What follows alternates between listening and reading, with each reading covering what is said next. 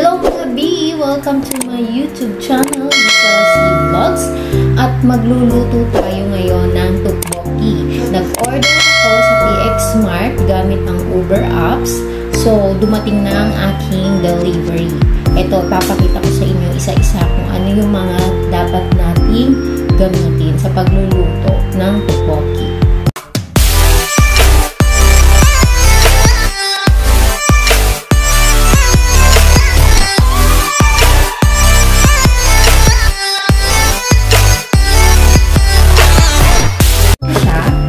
Dumating na and papakita ko sa inyo kung ano yung mga in-order ko.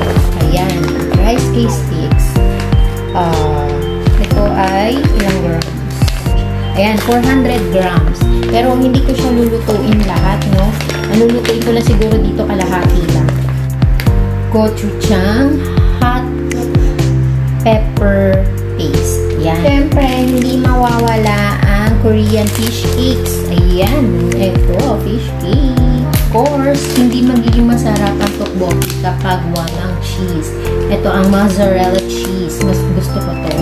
And syempre, hindi mawawala ang kimchi. Una nating gagawin is kukuha tayo ng lalagyanan na may tubig. Ayan. Tapos, isusok natin dito yung ating rice cake sticks. Okay. Yung half lang ito. May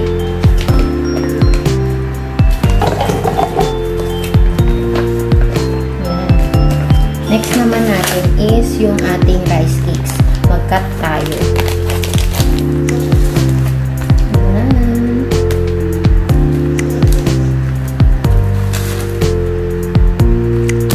And then, ika-cut natin siya ng square. So, na-cut na siya. Ayan. Next naman natin is yung mag-mix tayo ng gochujang.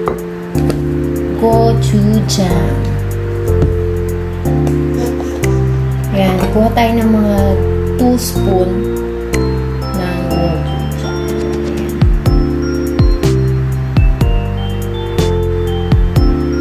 Ayan natin siya ng sugar. Konting sugar lang.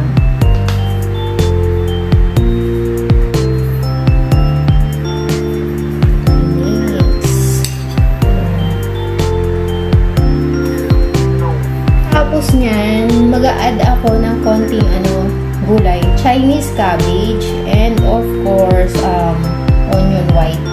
Yan, pampadagdag gulay para hindi naman tayo maumay. Magpakulo tayo ng 2 cups of water sa kasirola and then hayaan natin siyang mag-boil.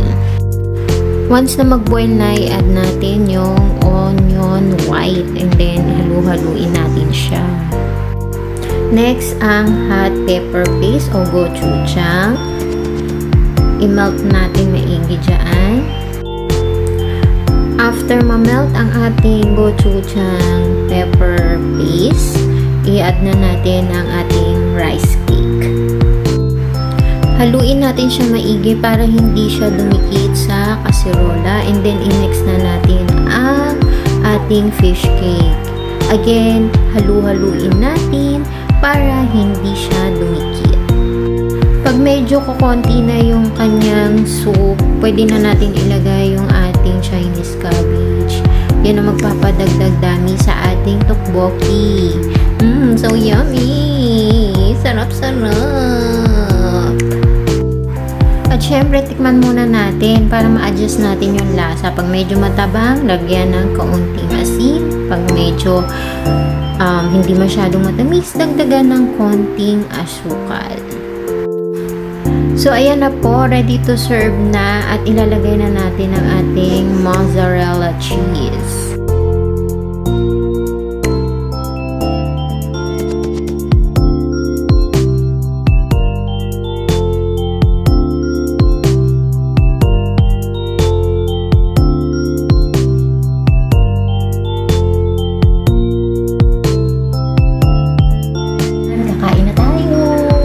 Bogo.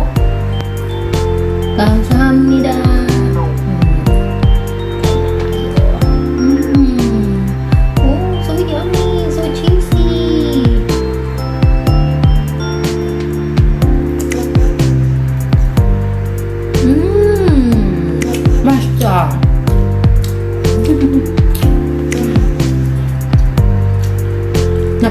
Korean.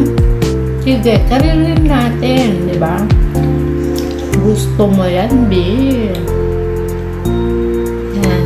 Ito yung ating fish cake.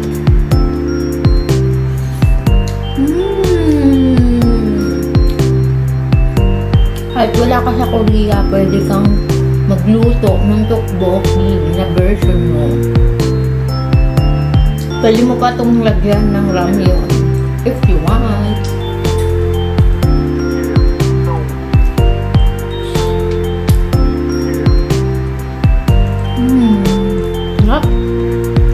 And then, ito. Kimchi.